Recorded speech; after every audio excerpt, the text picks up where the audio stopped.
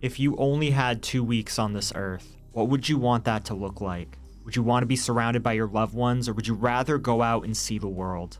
The little girl at the center of our story didn't get a choice in the matter. She was a newborn.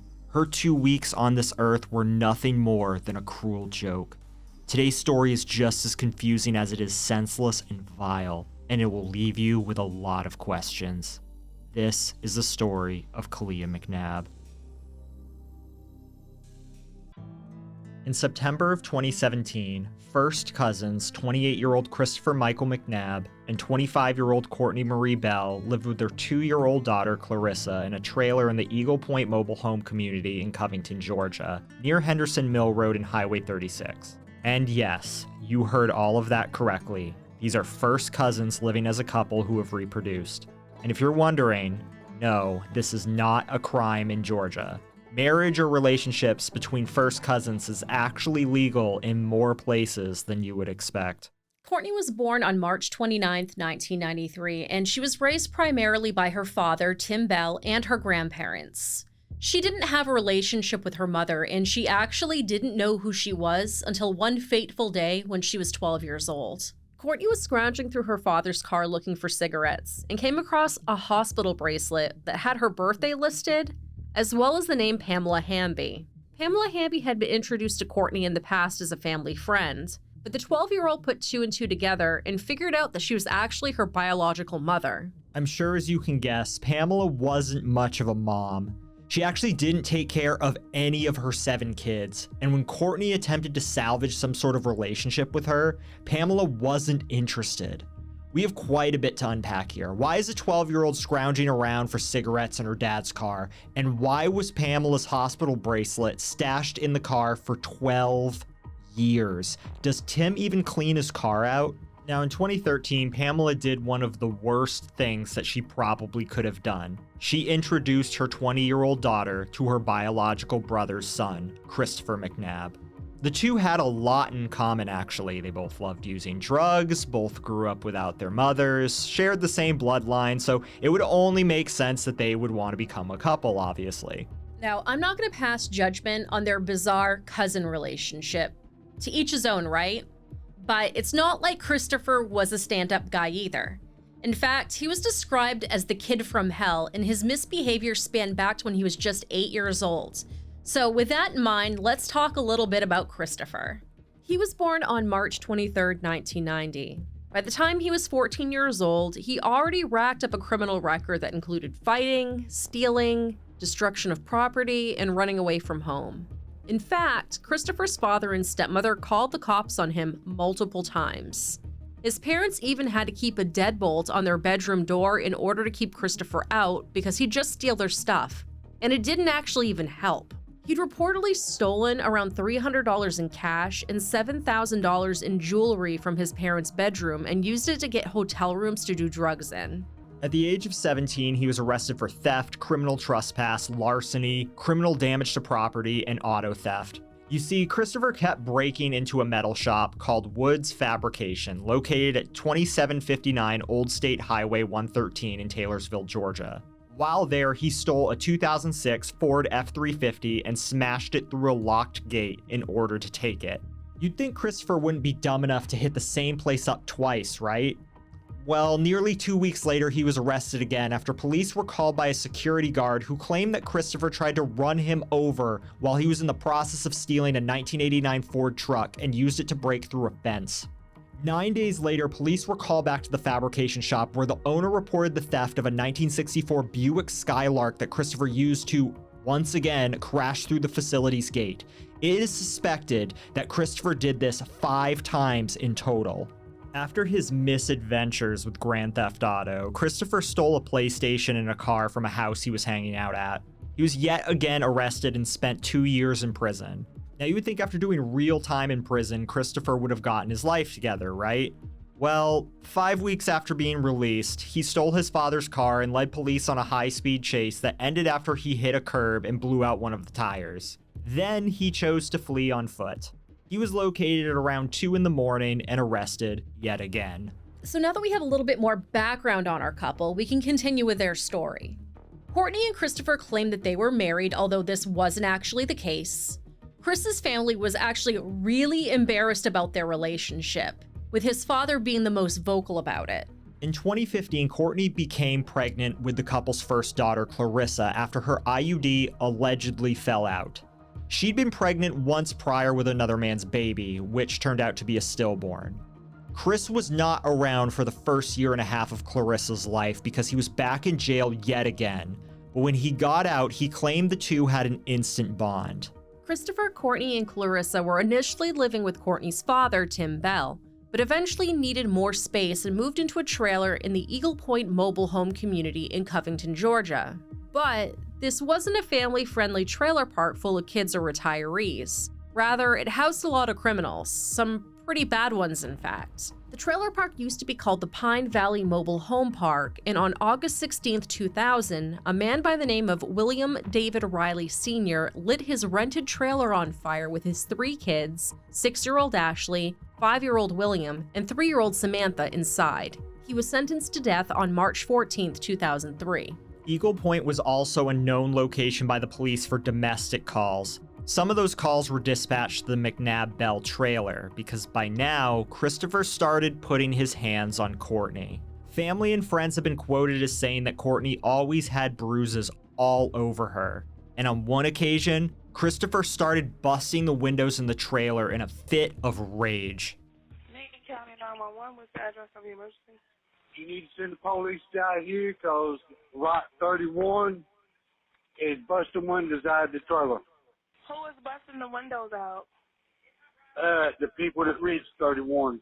And he busted the windows, started busting windows out and started cussing me. But this didn't stop Cortney and Christopher from having another kid together. On September 23, 2017, Cortney gave birth to a little girl who she named Caliyah Claire Noella McNabb. Caliyah remained in the hospital for 4 days as she was a month premature, needed antibiotics, and only weighed 5 pounds. After her release, Caliyah and Clarissa stayed for several days with Cortney's cousin, Megan Sorrells. However, Cortney never came to pick her kids back up. When the burden for caring for her cousin's kids, as well as her own 4, became unsustainable for Megan, Cortney's father, Tim Bell, picked up the girls and took them into his home, and wasn't happy because he knew that his daughter was on a bender. That Breaking Bad substance had pretty much taken over their lives. But there was an incident the same day regarding a car that prompted a 911 call from Cortney. You see, Tim had bought a PT Cruiser that he allowed Cortney to use to get around, and he had prepaid about $600 worth of insurance for her. After Cortney essentially abandoned her 2-year-old and a newborn with her cousin, he and his parents repossessed the car with the kids in tow. This caused Christopher to fly into a rage and caused both Cortney and Tim to make separate calls to the police. Newton County 911, what's the address of your emergency? My dad and them came to my house. My dad and my grandparents came to my house. They had my little girl in the car. I took my little girl. They went to my cousin's house where my kids were, and took my newborn that I just had, and they took my car. Why did they do that? Said that they were taking my kids. Newton County 911, where's your emergency? Yes, ma'am. Can you send the police out to my house at 65 Loudon Drive, Covington, Georgia 30014? Yeah, 65 Loudon Drive. What's going on there? Yes, ma'am. It's containing my grandchildren. She left both her kids. They abandoned both their kids last night at my niece's house. The police is going to come out. Yeah, they're coming out there to you. They're out there right now at Eagle Point talking to them, and they're going to come over there and talk to you, okay? So if you'll just wait right there, okay? Okay, thank you, ma'am. All right, thank you. Bye-bye. Tim brought Clarissa and Caliyah back to Cortney and Christopher on October 6th after she promised to clean her house up. According to Tim, Caliyah was healthy, fed, and clean and had no injuries whatsoever when he left her with her parents. Additionally, Tim noticed Christopher hiding behind a tree upon his arrival. Allegedly, the two did not get along at all. However, the kids probably should have stayed in their grandfather's care. That same night, Cortney's cousin Craig Weatherford visited the couple's trailer in order to use drugs with them. If you've been watching our show over the last few weeks, we've ended up with an unintentional common theme. I'll let you take a guess what that might be. Now, according to Craig, he saw Caliyah during the visit and noted that she looked fine and that she was sleeping soundly in a bassinet in the bedroom. Around 5 a.m. on October 7th, Cortney went to sleep on a couch in the living room after being up with Caliyah much of the night. Now, whether Caliyah was really up crying or if Cortney was still up tweaking from the night before is up for debate.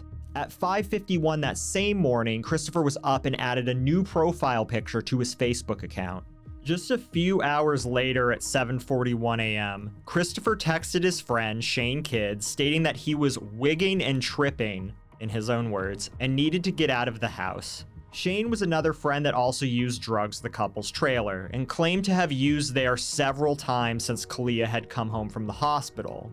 According to Shane, wigging and tripping meant that Christopher was paranoid from using meth. An hour after his first text message, Christopher texted Shane again, stating that he could not find Caliyah. It should be also noted that between the hours of 10:30 p.m. on October 6th and 9:42 a.m. on October 7th, while Christopher is claiming that he cannot find his baby, he was texting back and forth with a woman he had met on the internet named Cortney Morris via Facebook Messenger. At 9:44 a.m., Christopher tried to call Cortney, however, she did not pick up.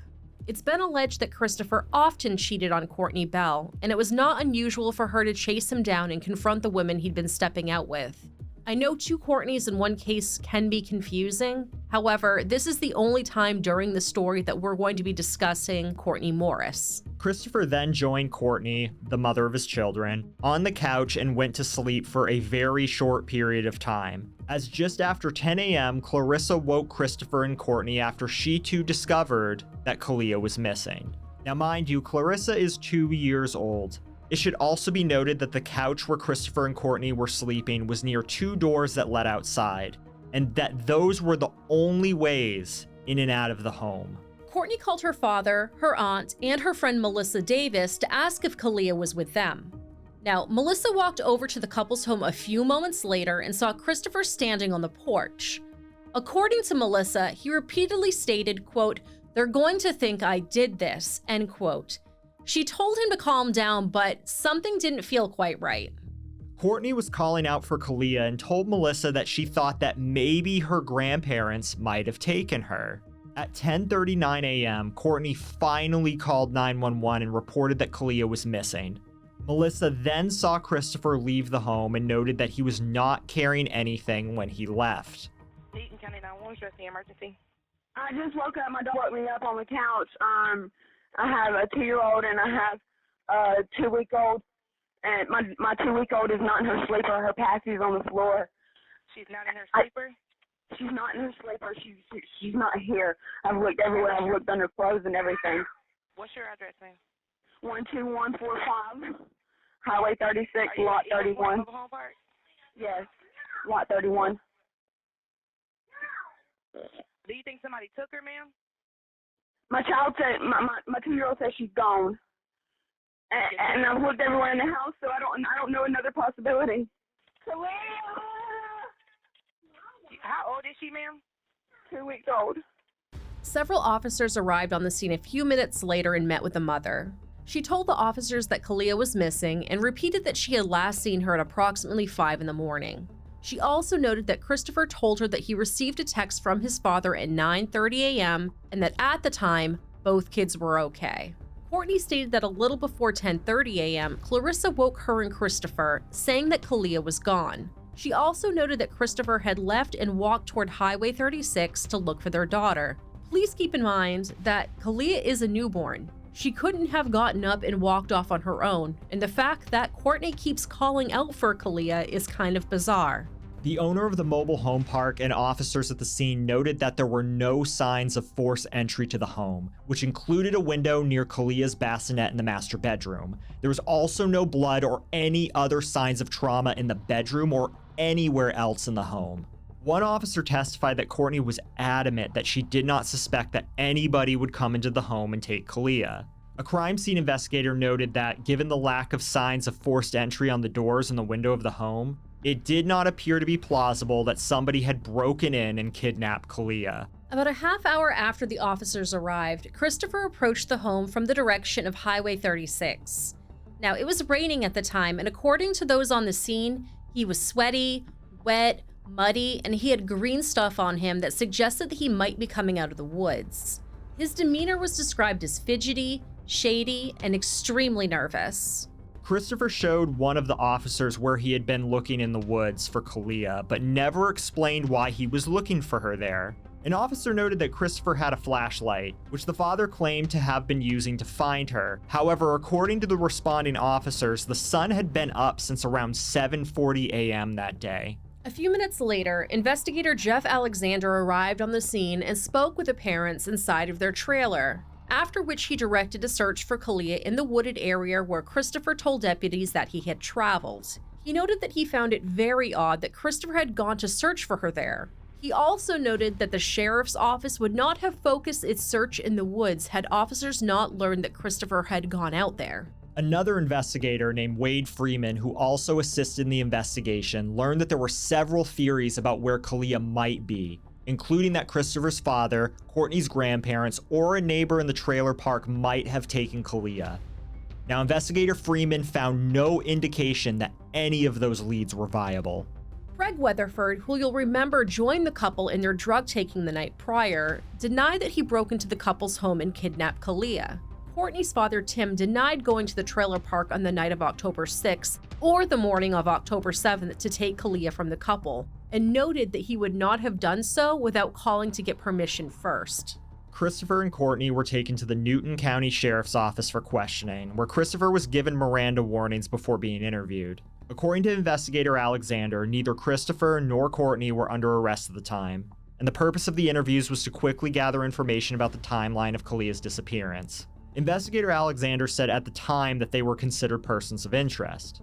In the interview, Christopher talked about some incidents earlier in the week involving the kids and Cortney's father, Tim, the time that he had spent caring for and feeding Caliyah, and also described his relationship with Cortney's family, which are arguably his family too, being first cousins and all. Now, Christopher told investigator Alexander that he fed Caliyah between 3:30 and 5 a.m. on October 7th and then went to sleep. He said that he woke up at about 9:30 a.m. when his father texted him, and that both girls were asleep in the bedroom at the time. Christopher then went back to sleep, but was later awoken by his older daughter, Clarissa, who was crying. He then discovered that Caliyah was not in the house.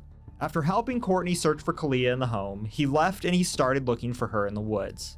Christopher then mentioned that a man named Matt Lester might want to retaliate against him. On September 13th, just 10 days prior to Caliyah's birth, Shane Kidd and Matt Lester went to the couple's trailer to play video games and to do drugs. Matt testified that while he was there, Christopher and another man jumped on him and punched and kicked him. Matt Lester managed to free himself and then ran out of the home. When questioned, Matt testified that he never broke into the couple's trailer and that he never went there after the day that Christopher attacked him. Shane Kidd testified that Christopher had no enemies who would have broken into his home and kidnapped his newborn daughter. According to investigator Alexander, Christopher's timeline, particularly his statements about Caliyah being fine at 9:30 and then missing by 10:30, indicated that it was not a feasible scenario that Matt Lester had come into the home and abducted Caliyah.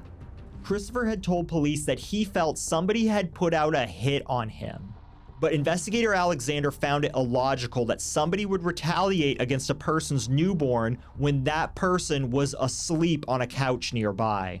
Additionally, Matt Lester was in jail at this time, and it should also be noted he recently passed away after stealing a truck and crashing it while out on parole. Investigator Alexander also noted that Tim Bell was ruled out as a suspect right away, and there was no evidence that Christopher or Cortney had significant assets that would have made them a target for a ransom demand. Investigator Alexander testified that Christopher's statements about the amount of time he had spent with Caliyah since her birth could not be reconciled with other information that he had received about how little the father had seen his own daughter, and how much time Caliyah had spent with other family members. During the interview, Christopher did not ask any questions about the efforts being made to locate his daughter.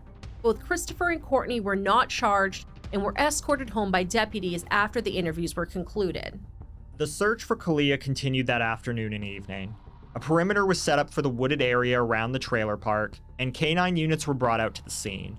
The dogs were allowed to sniff some of Caliyah's clothing and then attempted to track her through a trail in the woods and across Henderson Mill Road into an area where logging had been taking place. The dogs were not able to locate Caliyah in the search.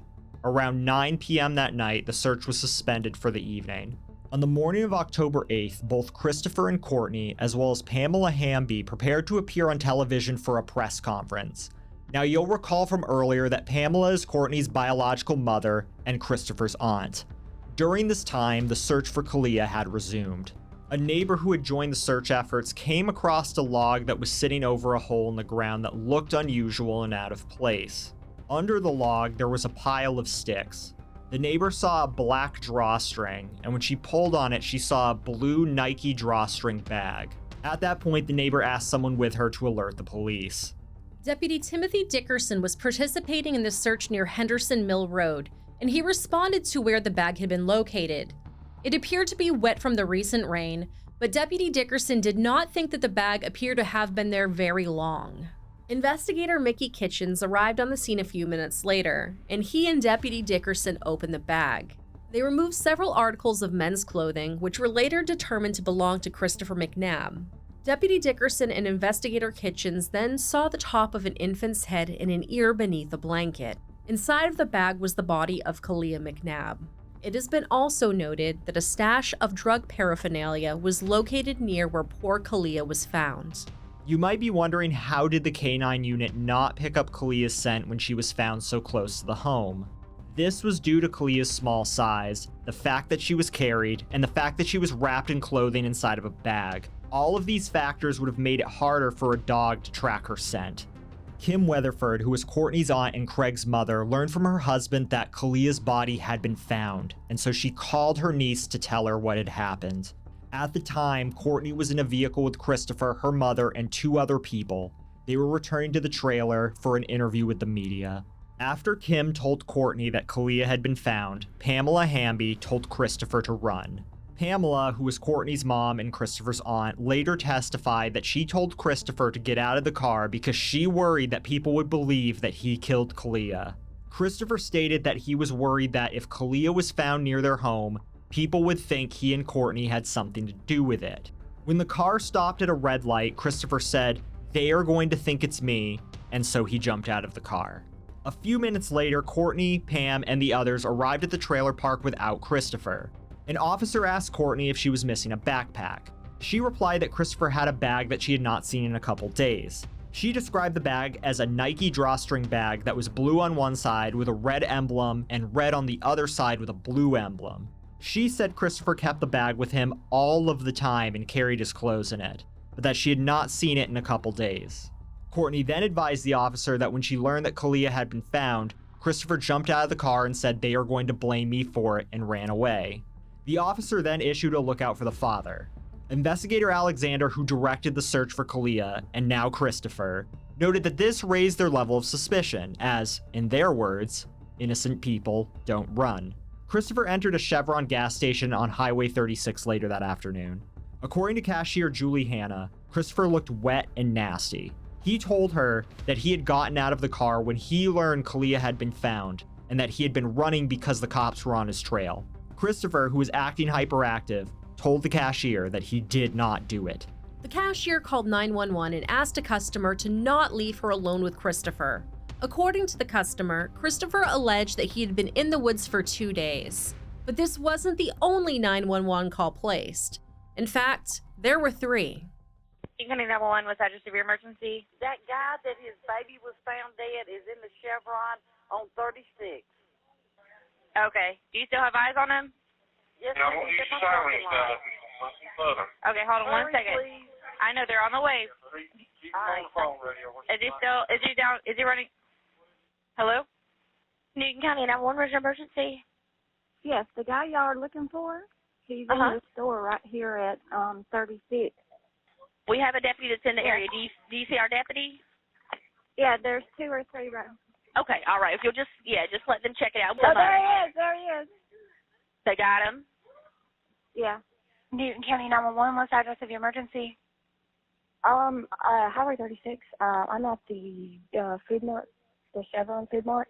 The guy that his daughter was found or whatever this morning is walking up the road up here. There's a bunch of people in the gas station right now, and mostly everybody in there saw him. Yeah, we've gotten actually several calls about it. An officer responded to the 911 call, found Christopher near the gas station, and arrested him. When he was found, he was soaking wet, had grass and leaves in his clothes, and appeared to have been in a wooded area. Following his arrest, Christopher was again advised of his Miranda rights and interviewed. In that interview, he said that when Kim Weatherford called Cortney to tell her that Caliyah had been found, Kim repeatedly accused him of killing Caliyah and that he had jumped out of the car because he was scared and did not want to go back to the trailer. He also admitted to using drugs the night before Caliyah disappeared, but denied that he used his Facebook account after he checked on his daughters at 9:30 in the morning. The medical examiner performed an autopsy on Caliyah the next day. Under a blue blanket, Caliyah's body was wrapped in a gray, sleeveless adult t-shirt. The blanket had stains on it that appeared to be blood, and there were leaves and other debris inside the bag in which she had been found, including between her body and the t-shirt. The medical examiner noted several injuries to Caliyah's face and head, including bruises, multiple fractured bones, an indentation in her skull, and significant brain damage. These injuries were closed head injuries, so that means they would not have resulted in significant blood splatter. Caliyah had suffered a cut just below her eye that may have been caused by a sharp object. Caliyah also suffered blunt force injuries to her mouth that caused her deciduous teeth to penetrate her gums. The medical examiner testified that these injuries were likely caused by a huge amount of impact to the head that resulted in all the fractures and the injuries to Caliyah's mouth. The injuries to Caliyah's cheek and mouth may have resulted in the bleeding observed on the blanket. For those of you who aren't aware, deciduous teeth are your baby teeth. Caliyah was a newborn baby. Now, all babies are different, but usually your baby teeth do not start to come out until you're around 6 months old. This means that Caliyah was beaten so badly that her baby teeth, which were still up in her skull, went through her gums and cut up her cheeks. She was only 15 days old. The medical examiner determined that all of Caliyah's injuries were suffered all at once and that she would have died relatively quickly. She testified that the injuries might have been caused by a series of blows with an object or a crushing injury, such as stomping her head against a hard surface or a large object falling on her head. The medical examiner discounted the possibility that a television or another heavy object would have fallen on Caliyah while she was asleep on the bed. She noted that the softness of the bed would have cushioned Caliyah's head against the blow of the falling object, and that these types of injuries that she suffered were more common when a crushing blow caused the head to be pressed firmly against a hard surface. She also testified that the presence of leaves around Caliyah's body might indicate that she was wrapped in the shirt while she was in the wooded area. The cause of Caliyah's death was blunt impact injury to the head, and the manner of death was homicide. Investigator Alexander, who had been present at the autopsy, testified that, based on his experience, Caliyah's death was definitely not accidental. On Wednesday, October 11th, 2017, Christopher was charged with malice homicide, felony homicide, aggravated battery, and concealing a death. According to his arrest warrants, Christopher, quote, did strike the victim with an unknown object. This action did cause the victim's skull to be seriously disfigured and damaged beyond repair, end quote. On December 13th, 2017, Christopher asked to speak with investigator Alexander. He was brought to an interview room and again read his Miranda rights. In that interview, he suggested that Shane Kidd killed Caliyah. He also attributed Caliyah's death to his use of meth and the people he allowed in his home to use drugs. In this same interview, he also admitted that he hit Cortney a week or two before Caliyah was born, which resulted in a black eye. Investigator Alexander followed up on other tips and rumors that were circulating in the community about the crime, including that Shane Kidd had killed Caliyah. However, he found no truth to any of those rumors, and he had not found anyone with a motive to abduct or kill baby Caliyah. Soon, Cortney too was arrested for her role in Caliyah's death on January 1st, 2018. Although the courts believed that Christopher was indeed the person responsible for Caliyah's death, Cortney was negligent in causing it due to her rampant substance use, and that her actions contributed to the death of her newborn daughter. District Attorney Layla Zahn stated the following with regards to Caliyah, quote, she was a gift to Cortney Bell and Christopher McNabb. That child was doomed the moment they left that hospital. They took pure innocence and brought that child into a life of hell, end quote. And with regards to Christopher, she went on to state, quote, all this fake crying and fake tears he did during the interviews about how much he loved his children and that he did it in the courtroom are a joke, end quote. Christopher was found guilty of malice homicide, felony homicide, homicide in the second degree, aggravated battery, cruelty to a minor in the first degree, cruelty to a minor in the second degree, and concealing the death of another person.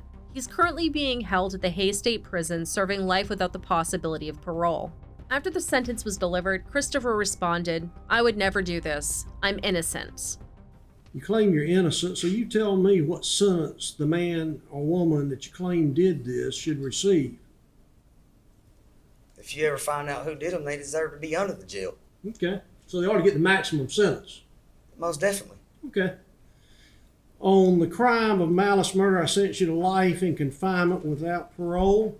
On concealing the death of another, I sentence you to 10 years in confinement, consecutive or after. Count one. Do you understand each of your sentences? Yes, sir. Cortney was convicted of second-degree homicide, second-degree cruelty to a minor, and contributing to the dependency of a minor. At sentencing, she acknowledged that her use of substances was a sickness and stated, I try to be a good mama. I love my babies. However, her statement was countered by Judge John Ott, who said, and you chose methamphetamine and McNabb over a baby. It's a sickness, but I tried to be a good mama. I love my babies. The problem, Miss McNabb, is that, like most criminals, you have this version of what a good mama is that is so far from the norm that, you know, you go anywhere in this county, talk to anybody who's watching this and say, is it a good mama who doesn't even care about her 14-year-old baby? Put them with a cousin. I've known of instances where mamas won't even let in the first couple of weeks of a child's life people around the child for fear that the child's immune system hadn't been built up and they don't want germs brought into the child. They go to that extent. You went just the exact opposite direction, and there's just no excuse for that. On count, well, let's talk about this. Count two merges with count one. Yes, Judge. What's the thought about count three? On count one, I'm going to sentence you with 30 years, with the first 15 years to be served in confinement in the state penitentiary, the remaining time on probation. On count three, I'm going to sentence you to 10 years in confinement and run at the same time as count one. Now, do you understand your two sentences? Let the record reflect she's nodding her head slightly yes. So justice is served now, right? Depends on who you ask. The Court of Appeals of Georgia overturned Cortney Bell's homicide convictions, reasoning that the evidence was insufficient for a jury to find her guilty of second-degree homicide and second-degree cruelty to a minor. The three-judge panel, however, upheld Cortney's conviction on the felony charge of contributing to the dependency of a minor. She's currently being held at the Pulaski State Prison, which lists her maximum possible release date as January 5th, 2033. She is eligible for parole. Cortney currently has a profile listed on a prison single site called cagedladies.com. Her ad reads as follows. Hey there, my name is Cortney Bell. I'm 29 years old, 5'5" and 180 pounds, with long hair down to my waist and beautiful blue eyes. I'm a down-to-earth, lovable, spur-of-the-moment type of woman who's also open to all genders and enjoys surprises to keep things on the edge. I've been in prison for 5 years now, but was recently granted an appeal, so I'm hopeful I'll be given an early release date soon so I can return home and start living my life again, but with more intention. In the meantime, I'm in search of that special someone who'd like to become a friend and companion to me while I finish out these trying times, and hopefully we can bring each other some happiness and excitement along the way. I'm definitely in search of comfort and understanding from someone compassionate enough towards my situation and eager to pursue the possibilities of the future that's ahead but not known yet. So what do you think about all this?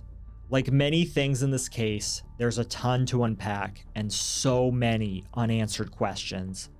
There are a couple theories out there in the true crime community about Cortney, including that she had full knowledge about what Christopher was going to do to Caliyah, and even a theory that she set Christopher up. Do you feel she's fully responsible for the circumstances surrounding her daughter's death?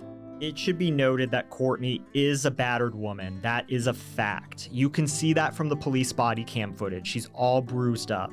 Also, there were multiple reports of Christopher attacking her, and he readily admits to having done so multiple times during his court hearing. Some folks have commented that a drug treatment center would be a better place for Cortney to get sober and learn the skills necessary to make her a more productive member of society when she's released in 2033. Do you agree with this, or do you think Cortney was tired of being beaten, cheated on, and set Christopher up? Let us know in the comments section down below.